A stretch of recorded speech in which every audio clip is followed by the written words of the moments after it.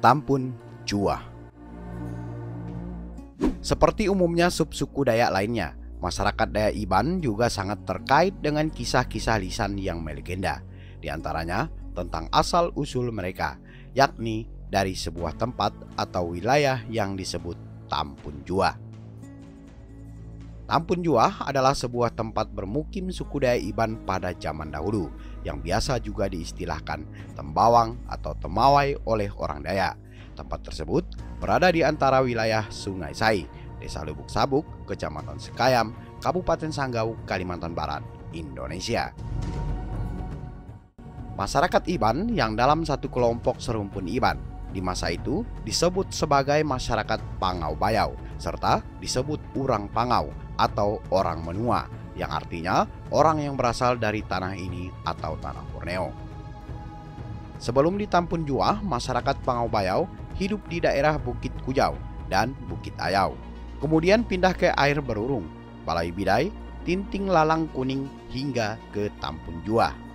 Berdasarkan kisah lisannya yang dikutip dari beberapa sumber, dalam pengembaraan dari satu tempat ke tempat lain, beberapa ada yang terpisah dan membentuk suku atau kelompok lainnya. Asal kata Tampun Juah berasal dari dua buah suku kata, yakni Tampun dan Juah.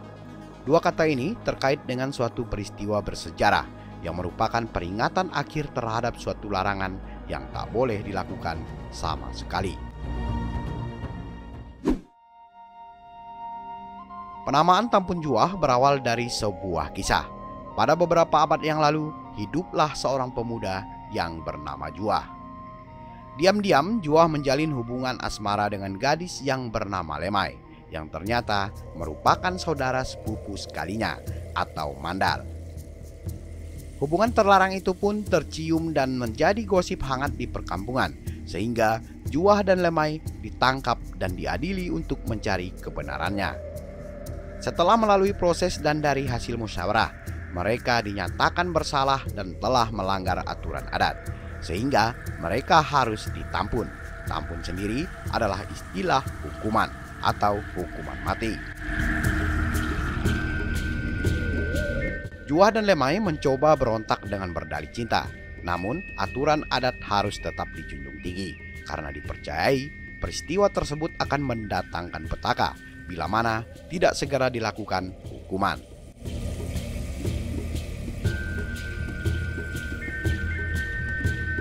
Demi ketentraman kampung dan menjunjung tinggi aturan adat, Juah dan Lemai akhirnya dihukum mati. Proses eksekusi pun dilakukan oleh seorang tetua yang diistilahkan Lujun atau Algojo atau tukang eksekusi, yang pada waktu itu zaman pemerintahan Guntur Bedendam Lam Sepanggi atau biasa disebut Jempa.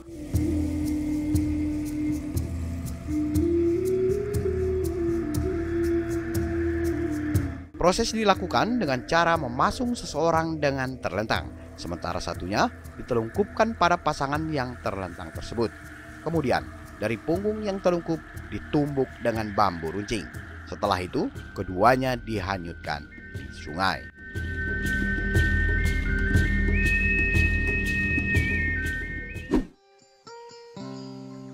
Pada masa Tampun Juah, kehidupan diatur sesuai dengan norma-norma dan adat istiadat yang menyangkut kehidupan dengan peradaban ke arah yang lebih baik, hingga berkembang menjadi bangsa yang besar, kuat, dan makmur. Dengan puluhan buah rumah panjang beserta ratusan pintu utama atau lawang, di masa itu masyarakat Tampun Juah membentuk para pemimpin yang disebut temanggung, dan para temanggunglah yang mengatur tatanan kehidupan masyarakat adat pada masa itu. Demikian juga tentang aturan adat yang sangat ketat, berlaku bagi sesama masyarakat Tampun Juah dan masyarakat di luarnya, hingga menyebabkan kehidupan masyarakat Tampun Juah semakin maju dan dikenal. Hingga datanglah masyarakat dari berbagai kelompok lain yang bergabung dan berlindung serta mencari kehidupan yang lebih baik di Tampun Juah masa itu. Di masa itu pula, kehidupan manusia dan para dewa serta makhluk halus sama seperti hubungan antara manusia yang satu dengan yang lainnya, termasuklah hubungan yang sangat akrab dan harmonis antara masyarakat Tampun Juah dengan orang buah kana atau dewa pujaan.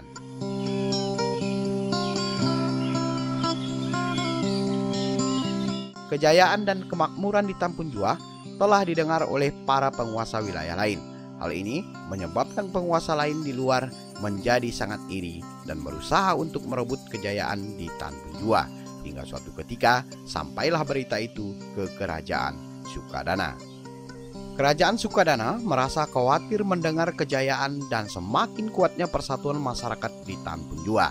Hal ini mendapat tanggapan negatif dan ditindaklanjuti dengan menyatakan perang terhadap masyarakat Pangaubayau atau Sak Monua, yang lambat laun menyebabkan Tampun Jua diserang oleh Kerajaan Sukadana. Kerajaan Sukadana saat itu merupakan koloni dari Kerajaan Majapahit atau Jawa Hindu. Mereka mempunyai bala tentara yang tangguh dan sakti dari suku Dayak Beaju atau Miaju. Mereka mengadakan ekspansi militer dari daerah Labai Lawai yang sekarang Tambak Rawang. Sukadana masuk dan menyusuri Sungai Kapuas sampai ke teluk air daerah Batu Ampar. Kemudian menuju Tayan Sanggau dan masuk ke Sungai Sekayam hingga terus ke hulu, yang akhirnya mengadakan penyerangan ke Tampun Jua. Dalam peperangan ini, laskar dari Tampun Jua dengan gigih dan gagah berani berjuang melawan pasukan musuh dalam membela tanah Tampun Jua, hingga akhirnya musuh kalah dan dapat diusir. Perang yang pertama ini dikenal dengan nama Perang Sumpit.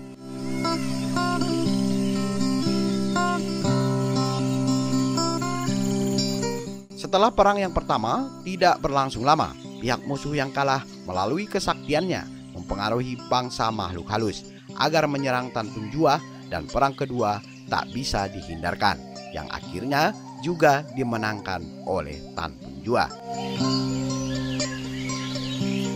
Setelah 2 kali mengalami kekalahan, pihak musuh seakan tak ada puasnya hingga mereka menggunakan segala cara. Pada akhirnya, dengan seluruh kekuatan dan kesaktian yang dimiliki mereka mempengaruhi bangsa hewan agar menyerang Tampun Jua. Peperangan yang ketiga terjadi.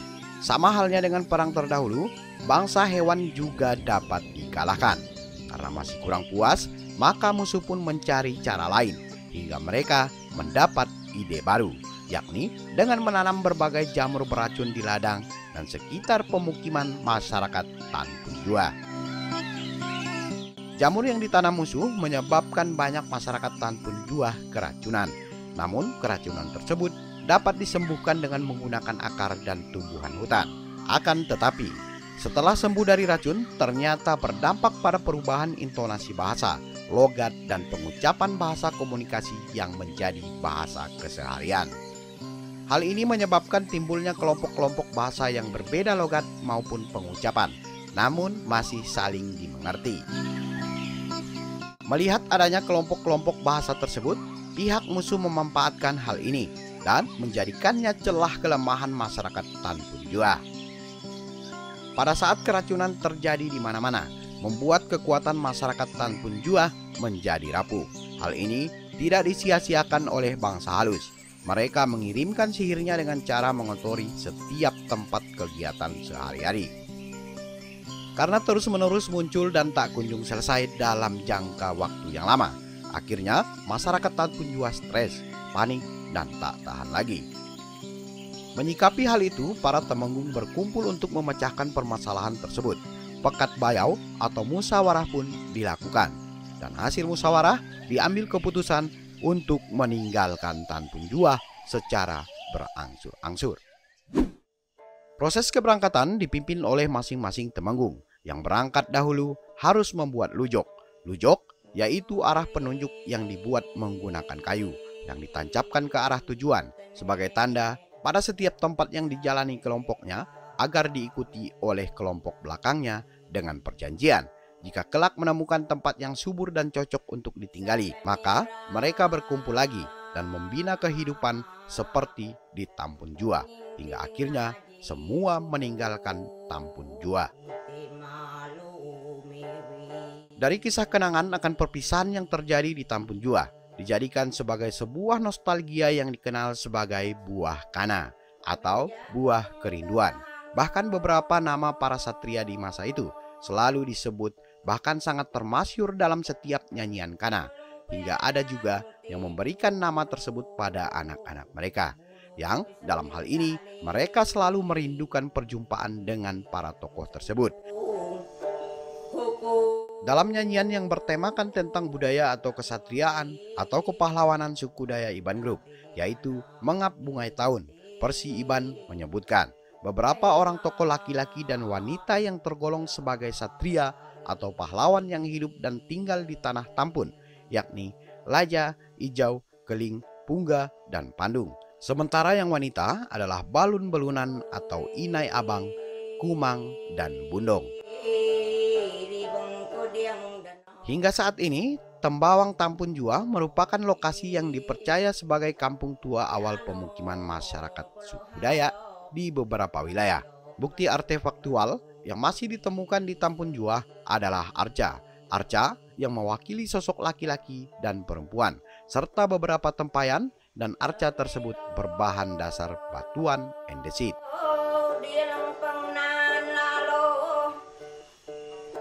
Nah, saudara, itulah tadi tentang Tampun Jua yang dirangkum dari berbagai sumber. Semoga menjadi informasi yang menarik. Sebelum ditutup, bagi yang baru bergabung, jangan lupa untuk memberi dukungan dengan menekan tombol subscribe.